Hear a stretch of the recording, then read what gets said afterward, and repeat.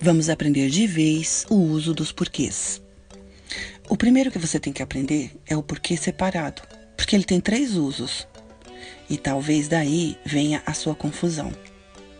O primeiro uso do porquê que nós vamos ver é numa interrogação direta, em que você faz diretamente a pergunta ao interlocutor. Por exemplo, por que você não veio? O segundo uso do porquê separado e sem acento equivale a pelas quais. Se você puder substituir este porquê separado sem acento por pelas quais, é porque o seu porquê é esse. Por exemplo, as dificuldades por que você passa serão superadas. Vamos substituir.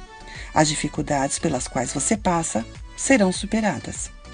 E o terceiro uso do porquê separado é nas interrogações indiretas, em que você faz a pergunta para alguém sobre um outro alguém.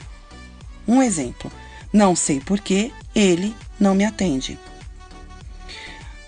Agora vamos dar uma olhada no porquê separado com acento circunflexo. Você vai usá-lo no final de uma interrogação. Você saiu cedo por quê? Acentue o porquê, se ele vier ao final, e quando for uma interrogativa. O porquê junto, ele é um conectivo causal, em que você vai usar quando você puder substituir por motivo, causa, razão. Por exemplo, não fui à festa porque estava cansada. Esse é o motivo, a causa, a razão pela qual eu não fui à festa. E o último é o porquê substantivado. O sinal dele é que ele vai estar antecedido por um artigo e vira substantivo. Acentuado e junto você vai usar. Anota.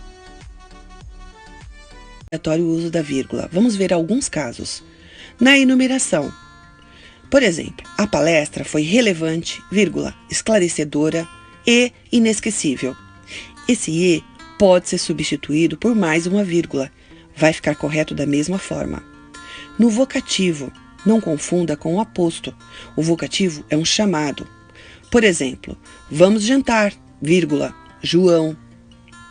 O aposto, ele qualifica, ele especifica. João, motorista de ônibus. Motorista de ônibus é o aposto. Dirige mais de 6 horas por dia. Eu quis especificar quem é João. Para isolar uma adjunto adverbial. Quando o adjunto adverbial é deslocado do final da oração para o começo da oração, você deve colocar uma vírgula. Por exemplo, na ordem direta é: estudou e fez questões durante o dia. Durante o dia, vírgula, estudou e fez questões. Eu desloco, coloco vírgula. Quando você desloca o predicativo do sujeito. Predicativo do sujeito, ele expressa estado, emoções, sentimentos. Ativos ao sujeito. Por exemplo, Maria foi convencida e desistiu. Se eu deslocar, olha o que acontece. Convencida, vírgula, Maria desistiu. Anota essa dica sobre a nossa segunda classe de palavras, os substantivos. Eles dão nome aos seres em geral, como coisas, livro, pessoas, Gabriel, animais, gato, vegetais, orquídea, minerais, ouro, lugares, São Paulo, instituições, congresso. Também é importante lembrar que eles pertencem à classe de palavras variáveis. Eles têm valor semântico, morfológico e sintático. Do ponto de vista semântico, ele nomeia os seres. Do ponto de vista morfológico, flexiona-se em gênero, número e grau.